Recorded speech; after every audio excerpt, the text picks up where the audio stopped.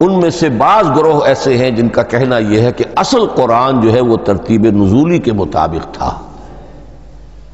یہ ترتیب تو عثمان نے کر دی رضی اللہ تعالی عنہ۔ حضرت علی کے پاس اصل قرآن جو ترتیب نزولی کے مطابق تھا موجود تھا، اور اب بھی ان کے خیال میں جو ان کے امام غائب جو ہیں چھپے ہوئے ہیں غار میں، تو ان کے پاس وہ نسخہ اصل حضرت علی والا موجود ہے، اور جب وہ ظاہر ہوں گے تو اصل قرآن لے کر آئیں گے۔ یہ سارے شیعوں کا قول نہیں ہے،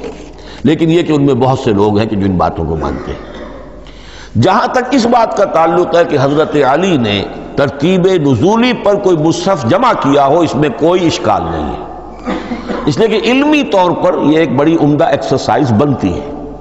ایک زمانے میں بہت کوشش کرتا رہا ترتیب نزولی سے، اس لیے کہ ترتیب نزولی سے سیرت نبوی اخذ ہوتی ہے، پہلے کیا نازل ہوا، پھر کیا نازل ہوا، پھر کیا نازل ہوا۔ در حقیقت اگر آپ ترتیب نزولی سے قرآن مرتب کر دیں تو وہ سیرت النبی بن جائے گی۔